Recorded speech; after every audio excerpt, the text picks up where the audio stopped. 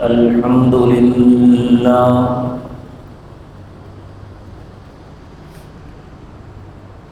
الحمد لله وحده، والصلاة والسلام على من لا نبي بعده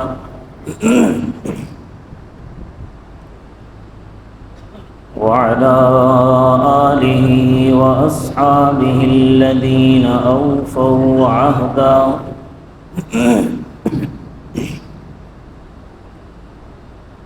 ونشهد أن لا إله إلا الله وحده لا شريك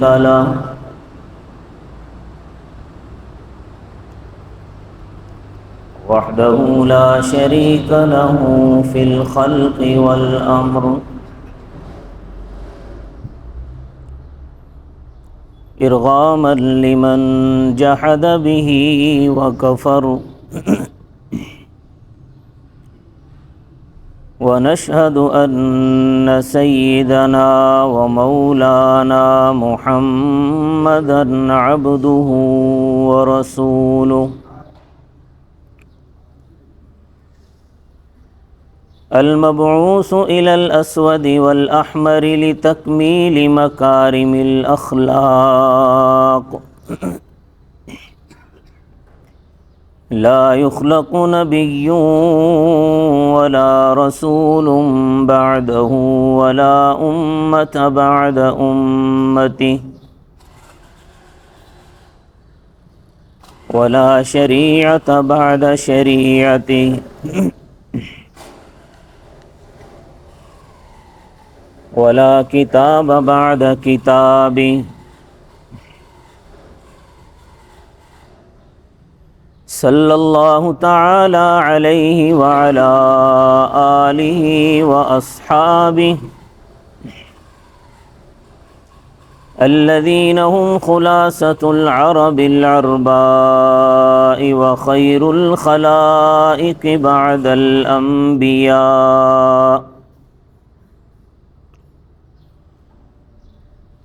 وهم كالنجوم في السماء للاهتداء والاقتداء،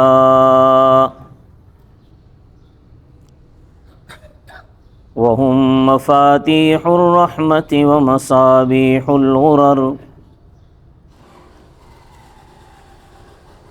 أعوذ بالله من الشيطان الرجيم، بسم الله الرحمن الرحيم. ولا تقولوا لمن يقتل في سبيل الله أموات بل أحياء ولكن لا تشعرون. صدق الله العظيم.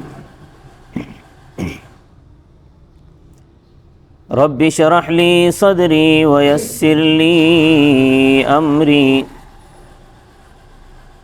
واحلل عقدة من لساني يفقه قولي. رب زدني علما رب زدني علما رب زدني علما.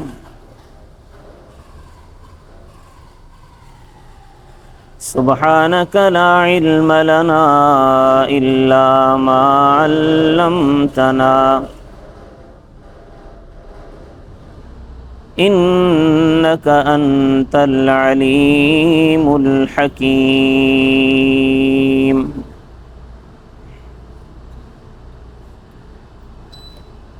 تمام حضرات درود شریف پڑھنا. اللهم صل على محمد وعلى آل محمد كما صليت على إبراهيم وعلى آل إبراهيم إنك حميد مجيد. اللهم بارك على محمد وعلى آل محمد كما باركت على إبراهيم وعلى آل إبراهيم إنك حميد مجيد.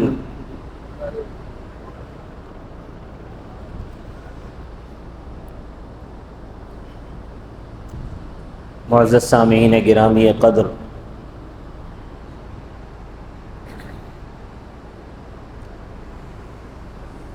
آپ حضرات کے علم میں ہے کہ محرم الحرام کا مہینہ چل رہا ہے۔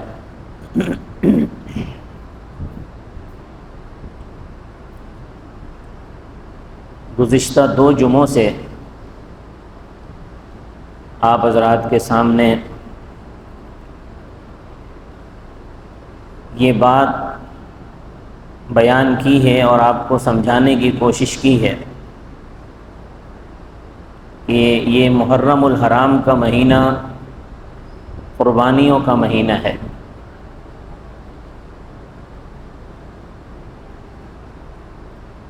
اور احترام کا مہینہ ہے۔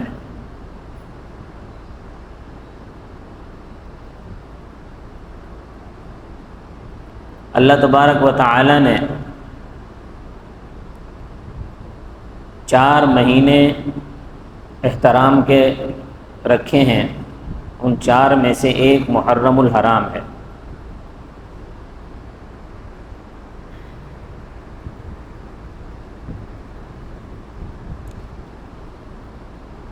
چار مہینے حرمت والے بیان کرنے کے بعد اللہ تبارک و تعالی نے اسی آیت میں فرمایا ہے فَلَا تَظْلِمُوا فِيهِنَّ أَنفُسَكُمْ، کہ ان حرمت والے مہینوں میں اپنی جان پر ظلم نہ کرو، یعنی اپنے آپ کو نہ مارو۔ اپنی جان پر ظلم کرنا یہی ہوتا ہے کہ اپنے آپ کو مارے۔ یہ میں ایسے نہیں کہہ رہا ہوں، قرآن میں اس کی مثال موجود ہے کہ جب حضرت موسیٰ علی نبینا علیہ الصلاۃ والسلام کوہ طور پر تورات لینے کے لیے گئے تو پیچھے قوم گوسالہ پرستی میں مبتلا ہو گئی۔ انہوں نے بچھڑے کو معبود بنا لیا، اس کی پوجا شروع کر دی۔ تو قرآن نے ان کے لیے یہ لفظ استعمال فرمایا ہے کہ انہوں نے اپنی جانوں پر ظلم کیا۔ پھر جب حضرت موسیٰ علیہ السلام واپس آئے تورات لے کر، انہوں نے دیکھا کہ قوم تو گوسالہ پرستی میں مبتلا ہے۔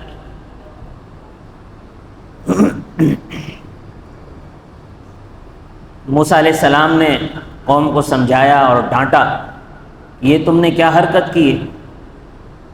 تو قوم نادم ہوئی، بنی اسرائیل والے نادم ہوئے۔ انہوں نے کہا کہ چلیں ہم توبہ کرتے ہیں، ہمارے لیے توبہ کی کوئی صورت بیان کریں۔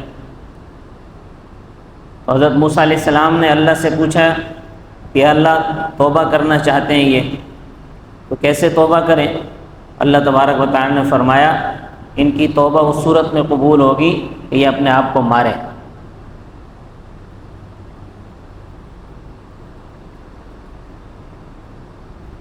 قرآن میں یہ الفاظ ہیں کہ اپنے آپ کو ماریں۔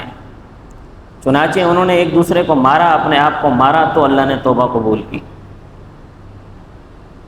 تو قرآن میں اس کی مثال موجود ہے کہ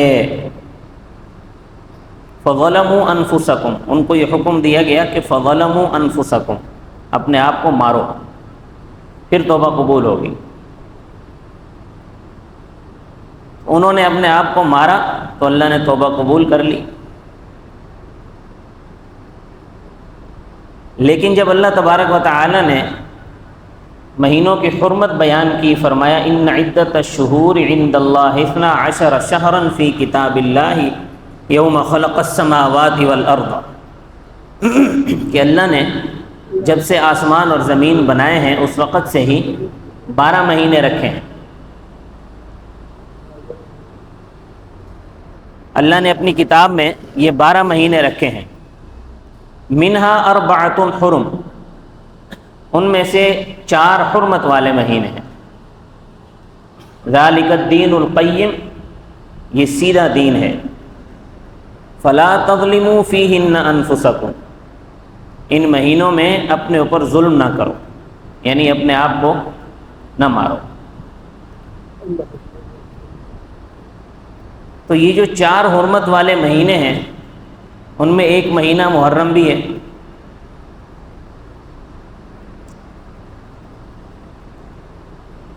محرم میں اپنے آپ کو نہ مارو، یہ قرآن کا حکم ہے۔ جو اپنے آپ کو مارتے ہیں وہ قرآن کے حکم کی صریح خلاف ورزی کرتے ہیں۔ اپنے آپ کو مارنا ظلم ہے۔ تو پچھلے گزشتہ 2 جمعوں سے آپ حضرات کے سامنے میں نے محرم کی حرمت، اس کی فضیلت اور محرم میں دی جانے والی قربانیاں آپ حضرات کے سامنے میں نے بیان کی ہیں۔ محرم کے اندر جو سب سے بڑی قربانی ہے وہ نواسۂ رسول سیدنا حسین رضی اللہ تعالیٰ عنہ اور ان کے خاندان کی قربانی ہے، جنہوں نے کربلا کے اندر باطل کے آگے نہ جھک کر اپنی گردنیں کٹوا لیں، اپنے آپ کو قتل کروا لیا، لیکن اللہ کے دین کا سودا نہیں کیا۔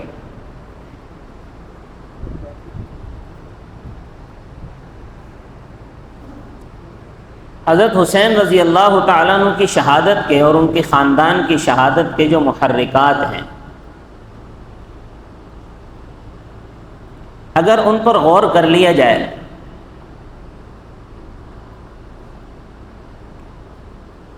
تو حضرت حسین رضی اللہ تعالیٰ عنہ اور ان کے گھر والوں کے قتل میں جو ہاتھ ملوث ہیں وہ فوراً پکڑا جائے گا۔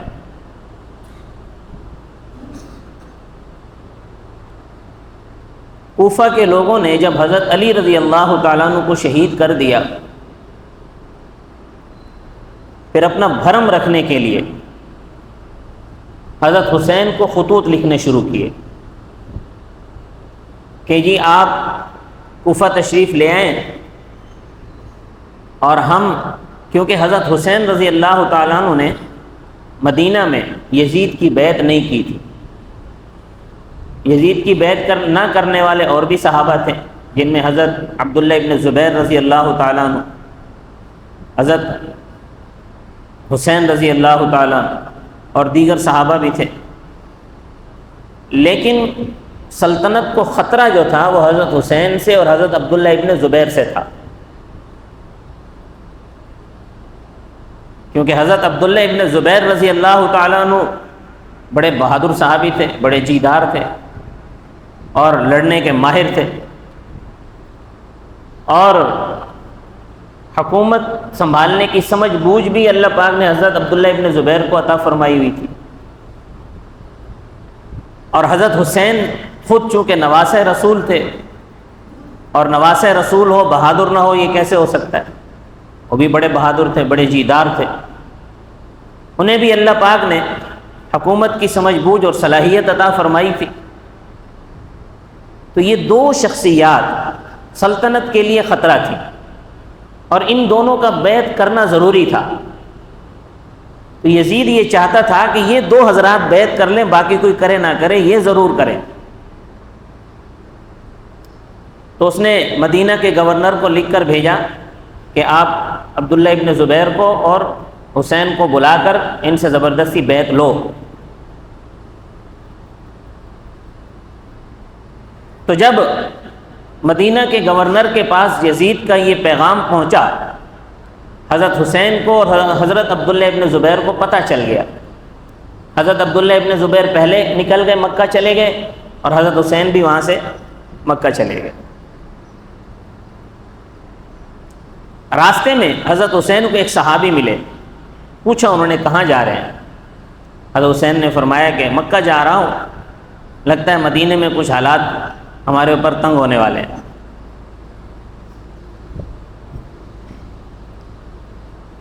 تو اس صحابی نے کہا کہ دیکھیں آپ مکہ میں ہی رہنا، کوفہ نہ چلے جانا، کوفہ والے بڑے بے وفا لوگ ہیں. آپ مکے میں رہنا. حضرت حسین مکہ چلے گئے. ادھر کوفے والوں کو پتہ چلا کہ حضرت حسین نے بیعت نہیں کی ہے یزید کی. انہوں نے خطوط لکھنا شروع کیے کہ آپ کوفہ آ جائیں، ہم لوگ آپ کی حفاظت بھی کریں گے اور آپ کے ہاتھ پر بیعت بھی کریں گے اور آپ کو حکومت بھی دلوائیں گے جو کہ آپ کا حق ہے.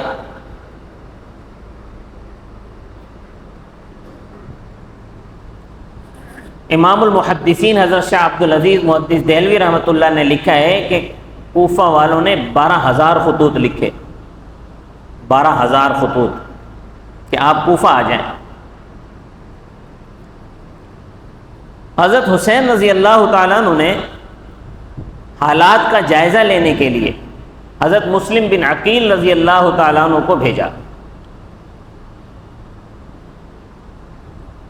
یہ جو خطوط لکھنے والا ہاتھ ہے یہی در حقیقت سازشی ہاتھ ہے جس نے حضرت حسین کے قتل کی سازش کی ہے.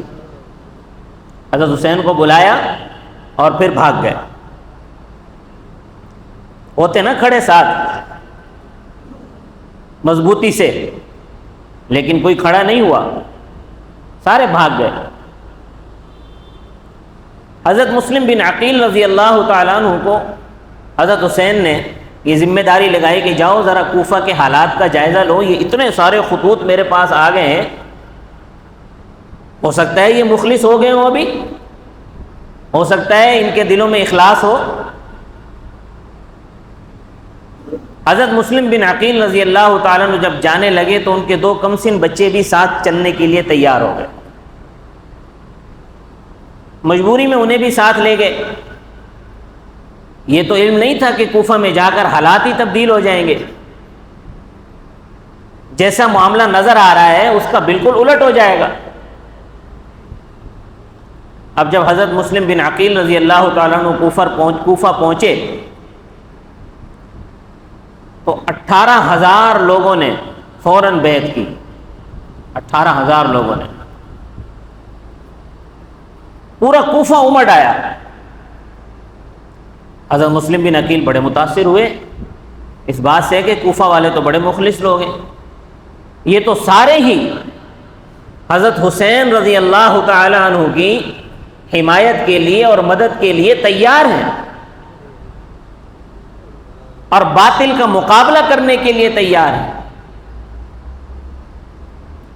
حضرت مسلم بن عقیل نے جب یہ صورتحال دیکھی تو انہوں نے حضرت حسین کو خط لکھ دیا کہ یہاں حالات بالکل سازگار ہیں، آپ تشریف لے آئیں. ادھر کوفہ کے گورنر حضرت نعمان بن بشیر رضی اللہ تعالیٰ عنہ تھے. انہوں نے حضرت مسلم بن عقیل سے کوئی تعارض نہیں کیا. یزید نے انہیں پیغام بھیجا کہ مسلم بن عقیل کو ان پہ سختی کرو اور ان کو یا تو یہاں سے نکال دو یا گرفتار کرو یا قتل کر دو. لیکن حضرت نعمان بن بشیر نے اس کی بھی پرواہ نہیں کی. تو یزید نے حضرت نعمان بن بشیر کو کوفہ کی گورنری سے معزول کر دیا اور کسی اور کو لگا دیا، ابن زیاد کو لگا دیا. حضرت نعمان بن بشیر رضی اللہ تعالیٰ عنہ صحابی رسول تھے اور اہل بیت کے مقام کو جانتے تھے. تو یزید سمجھ گیا کہ نعمان بن بشیر رضی اللہ تعالیٰ عنہ مسلم بن عقیل کو کچھ نہیں کہیں گے، تو اس نے حضرت نعمان بن بشیر کو معزول کر کے ابن زیاد کو کوفہ کا گورنر بنا دیا. اور حضرت حسین کو جب وہاں خط ملا، حضرت حسین وہاں سے چل پڑے. ادھر حضرت مسلم بن عقیل پر حالات تنگ ہونا یوں شروع ہو گئے کہ ابن زیاد نے کوفہ میں آ کر ایک بڑی سخت تقریر کی. اس کی تقریر سن کر یہ سب کوفیوں کے پتے پانی ہو گئے.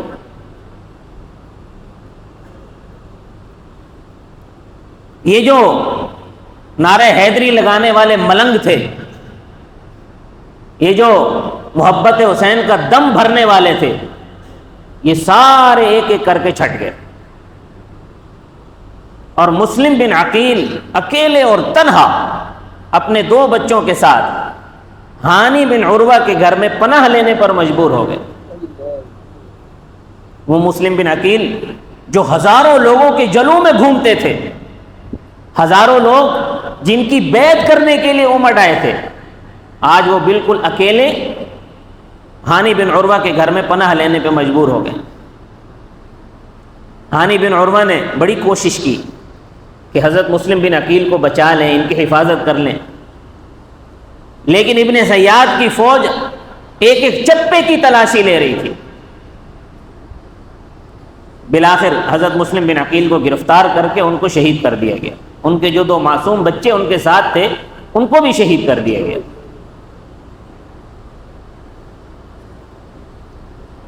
مسلم بن عقیل کا بے گور و کفن لاشا کوفہ میں پڑا ہوا تھا، اور یہ حیدری ملنگ، یہ چادر زہرا کی تجارت کرنے والے، یہ محبت علی کا دم بھرنے والے، کسی میں یہ جرت نہیں ہوئی کہ حضرت مسلم بن عقیل کے ناشے کو کفن دفن کا انتظام کر سکے۔ یہ غدار تھے اور غدار ہیں، غدار رہیں گے۔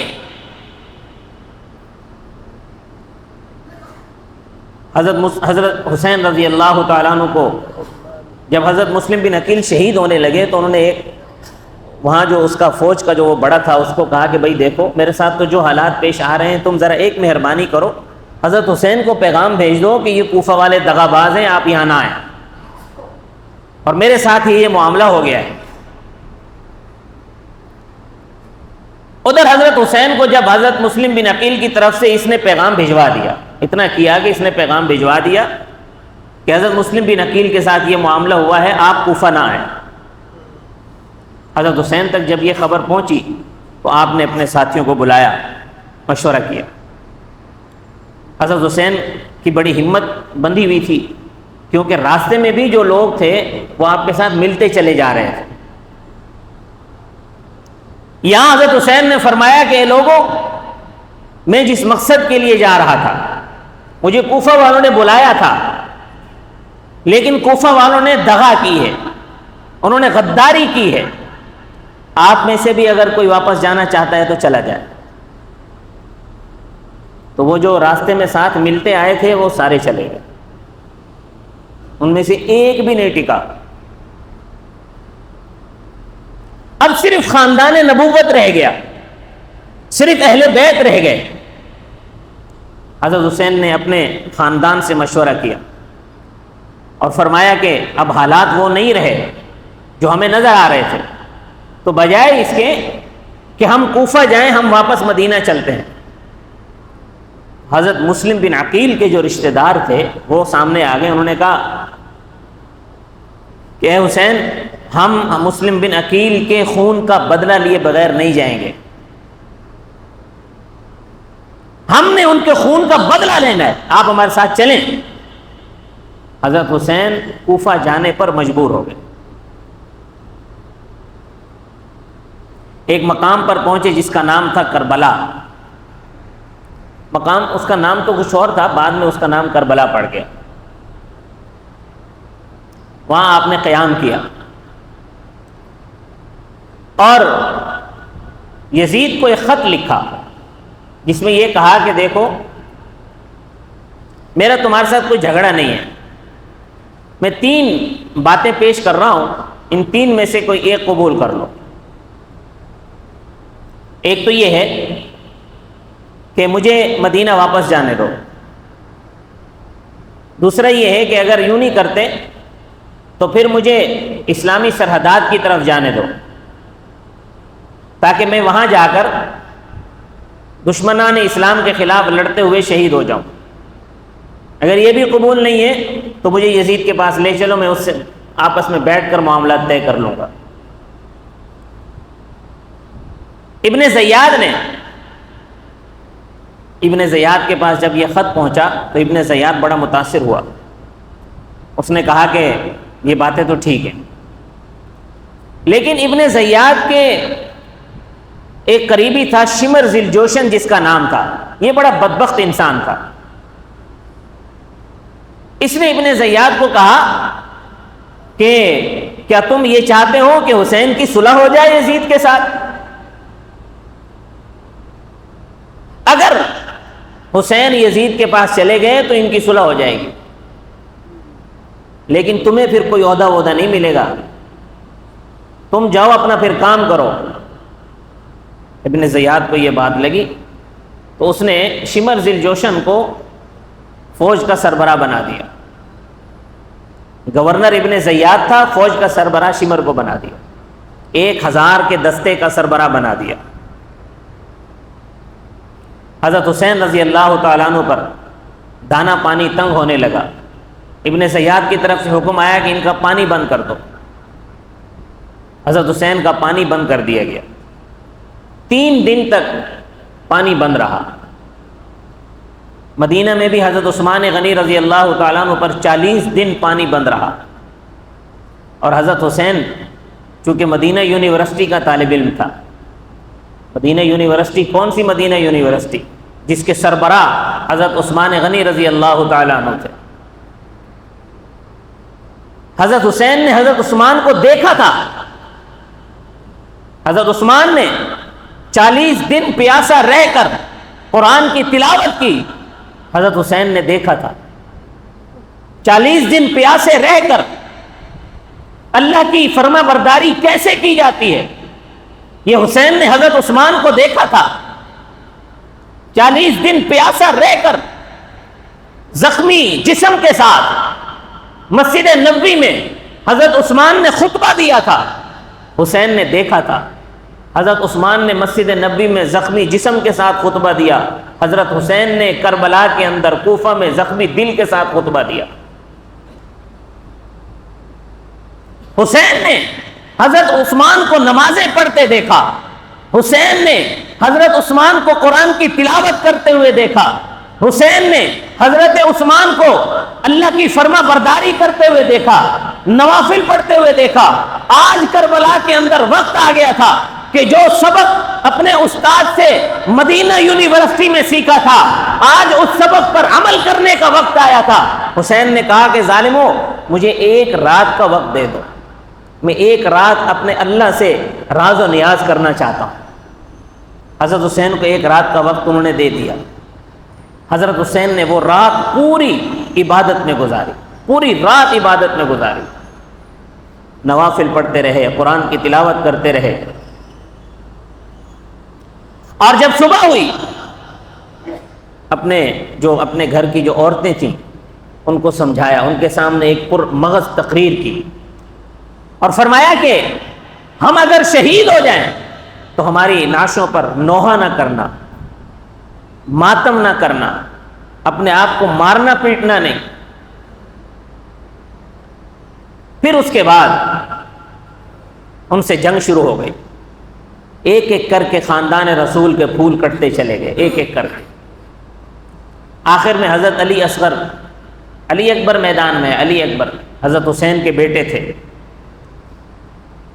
نوجوان تھے، حضرت علی کی شباہت تھی ان کے اندر، بڑی بے جگری کے ساتھ لڑتے ہوئے یہ بھی شہید ہو گئے۔ علی اصغر کے رونے کی آواز آئی، حضرت حسین خیمے میں گئے، پوچھے یہ بچہ کیوں روتا ہے؟ خواتین نے کہا کہ اس کو پیاس نے تڑپایا ہے، پیاس کی وجہ سے رو رہا ہے۔ حضرت حسین اس کو اٹھا کر باہر لے آئے خیمے سے، اس وجہ سے نہیں لائے کہ اس کو پانی پلا دو، بلکہ یہ اس وجہ سے لے کر آئے کہ ظالمو، جو بچہ میرا چل کر آ سکتا تھا وہ چل کر آ گیا ہے، جو چل کر نہیں آ سکتا تھا اسے گود میں اٹھا کے لے آیا۔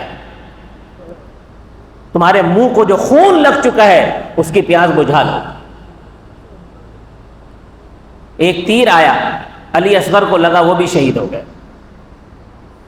پھر حضرت حسین خود میدان میں اترے، حضرت حسین خود میدان میں اترے اور میدان میں اتر کر کئی کوفیوں کو جہنم واصل کر دیا۔ بالآخر لڑتے لڑتے خود بھی شہید ہو گئے۔ یہ میں نے مختصراً آپ حضرات کے سامنے بڑی احتیاط کے ساتھ جو وہ اس کے اندر جو ملمہ سازیاں ہیں اور جو اس کے اندر گھڑی ہوئی روایتیں شامل کر لی گئی ہیں، ان سب سے بچا کر آپ کو میں نے ایک مختصر سا سنا دیا، تاکہ آپ حضرات کے علم میں رہے کہ حضرت حسین کو کیوں شہید کیا گیا اور کیسے شہید کیا گیا۔ ادھر حضرت عبداللہ ابن زبیر رضی اللہ تعالیٰ عنہ پر بھی لشکر کشی ہوئی، 2000 فوج کا لشکر مکہ میں پہنچا مقابلہ کرنے کے لیے۔ حضرت عبداللہ ابن زبیر چونکہ مکہ میں تھے، اور مکہ کے لوگ کوفہ والوں جیسے نہیں تھے، مدینہ کے لوگ بھی کوفہ والوں جیسے نہیں تھے، مکہ کے لوگوں نے اس فوج کا مقابلہ کیا اور اس نے شکست کھائی، یزید کی فوج نے وہاں سے بھاگ گئے۔ حضرت عبداللہ ابن زبیر رضی اللہ تعالیٰ عنہ نے مکہ اور مدینہ میں اپنی خلافت کا اعلان کر دیا، اور پھر آپ نے بتدریج اپنی خلافت کو بڑھایا۔ اسی لیے حضرت عبداللہ ابن زبیر کو بھی خلیفہ تسلیم کیا جاتا ہے کہ حضرت عبداللہ ابن زبیر کی جو خلافت تھی وہ علی منہاج النبوہ تھی، لیکن حضرت حسین شہید ہو گئے، کیونکہ حضرت حسین کو جن لوگوں نے بلایا تھا یہ غدار تھے۔ حضرت حسین کی شہادت سے ایک بات یہ بھی پتہ چلی کہ حضرت حسین باطل کے آگے جھکنے والے نہیں تھے۔ تو آؤ اس بات پر فیصلہ کر لو، فرقہ واریت کا فیصلہ اسی بات پر کر لو کہ جس کو حسین نے مانا ہے اسے تم بھی مان لو، جسے حسین نے نہیں مانا اسے تم نہ مانو۔ حسین نے صدیق اکبر کو مانا ہے، تم صدیق اکبر کو مان لو۔ حسین نے فاروق اعظم کو مانا ہے، تم فاروق اعظم کو مان لو۔ حسین نے عثمان کو مانا ہے، بلکہ عثمان کے گھر پہ پہرا بھی دیا ہے، تم عثمان کو مان لو۔ حسین نے یزید کو نہیں مانا ہے، تم یزید کو نہیں مانو۔ اگر حضرت حسین سیدنا ابوبکر صدیق کو غلط سمجھتے تو ان کے مقابلے میں کھڑے ہو جاتے۔ اگر حضرت حسین حضرت عمر کو غلط سمجھتے تو ان کے مقابلے میں کھڑے ہو جاتے۔ اگر حضرت حسین حضرت عثمان کو غلط سمجھتے تو ان کے مقابلے میں کھڑے ہو جاتے۔ اگر حضرت حسین حضرت امیر معاویہ کو غلط سمجھتے تو ان کے مقابلے میں بھی کھڑے ہو جاتے۔ اپنی گردن کٹوا لیتے لیکن جھکتے نہیں۔ حضرت ابوبکر کے دور میں بڑے خوش رہے اور ان کو مان کر چلے۔ حضرت عمر کے دور میں حضرت حسین ان کو مان کر چلتے رہے۔ حضرت عثمان کے دور میں ان کو مان کر چلتے رہے۔ حضرت معاویہ کے دور میں ان کو تسلیم کر کے چلتے رہے۔ اگر حضرت حسین کو اختلاف ہوتا تو جس طرح یزید کے مقابلے میں کھڑے ہو گئے تھے، خلفائے ثلاثہ اور حضرت معاویہ کے مقابلے میں بھی کھڑے ہو جاتے۔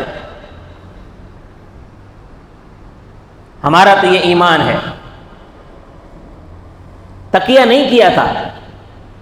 جو گھڑی جاتی ہے نا بات، ہم اگر پوچھیں کہ بھئی اگر حضرت ابوبکر صدیق غلط تھے تو حضرت علی نے اور خاندان نبوت نے انہیں تسلیم کیوں کیا؟ کہتے ہیں تقیہ کیا تھا، یعنی جھوٹ بولا، دغا بازی کر رہے تھے معاذ اللہ۔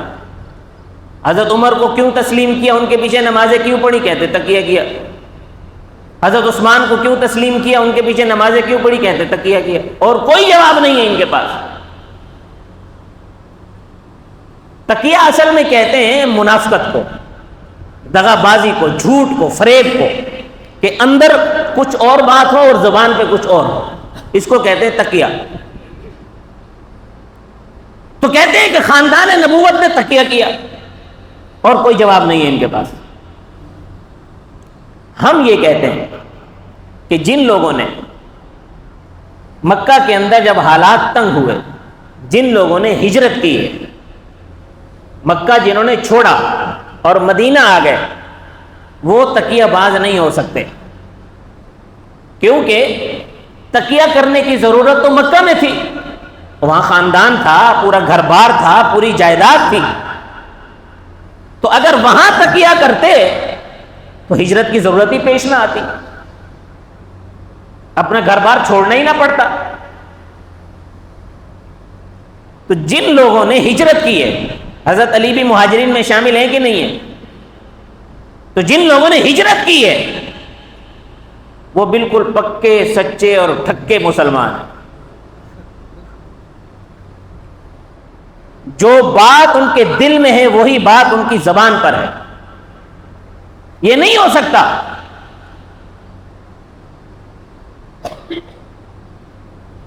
کہ دل میں کچھ اور تھا اور زبان پر کچھ اور تھا. ہم تو یہ سمجھتے ہیں کہ حضرت علی بھی بہادر تھے, حضرت علی منافق نہیں تھے, حضرت علی تقیہ باز نہیں تھے. حضرت علی حضور صلی اللہ علیہ وسلم کے چچا زاد بھائی تھے, وہ کیسے ایسا کر سکتے ہیں؟ ہمارا یہ عقیدہ ہے کہ حضرات حسن حسین یہ تقیہ باز نہیں تھے, ان کے دلوں میں جو تھا وہی ان کی زبان پر تھا. تو حضرت حسین کی شہادت میں جو مرکزی کردار ہے, اگر اس کو شروع میں ہی پکڑ لیا جائے تو حضرت حسین کے قاتل سامنے آ جاتے ہیں. اور یہ بات اہل تشیع کی کتابوں میں لکھی ہوئی ہے کہ کوفہ میں اس وقت سارے کے سارے شیعان حیدر کرار تھے, سارے کے سارے شیعان علی تھے, سنی کوئی نہیں تھا کوفہ میں.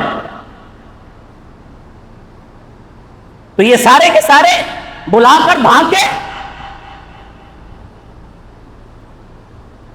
تو اصل سازشیں کچھ اور تھیں, اصل سازشیں یہی تھی. یہ اصل میں خاندان نبوت کے دشمن تھے, اصل میں خاندان نبوت کو ختم کرنا چاہتے تھے. حضرت علی کو شہید کیا, حضرت حسن کو زخمی کیا, ان کے نیچے سے مسلح کھینچے ان کوفیوں نے, پھر آخر میں حضرت حسین کو بھی شہید کروایا, بلکہ حضرت حسین کے ساتھ ساتھ پورے خاندان کو شہید کروایا, اور ساتھ کسی نے نہیں دیا. اور یہ بات یہ خود تسلیم کرتے ہیں کہ ہاں وہ ہمارے بڑے تھے, انہوں نے یہ کیا مگر وہ ہم نہیں تھے.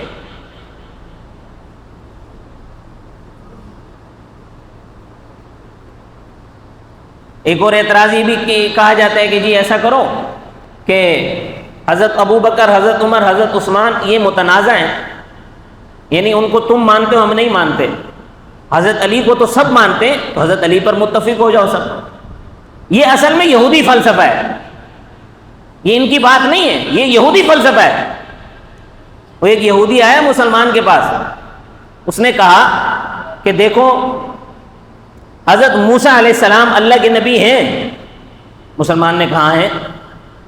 اس نے کہا دیکھو حضرت موسیٰ علیہ السلام اللہ کے نبی ہیں, یہ آپ بھی مانتے ہو میں بھی مانتا ہوں. اس نے کہا جہاں بالکل ٹھیک ہے بات. اس نے کہا دیکھو محمد الرسول اللہ اللہ کے نبی ہیں, یہ یہودی نے کہا کہ میں نہیں مانتا اور آپ مانتے ہو, تو موسیٰ علیہ السلام تو ہو گئے متفقہ اور محمد رسول اللہ ہو گئے متنازع, لہذا تم یہودی بن جاؤ. تو اس مسلمان کا ماتھا ٹھنکا ایک دم. اس نے بولا کیا کہا تو نے؟ اس نے کہا دیکھو نا موسیٰ علیہ السلام اللہ کے رسول ہیں نہیں ہیں؟ تو مسلمان نے کہا کون سے موسیٰ علیہ السلام ہیں؟ کون سے موسیٰ علیہ السلام؟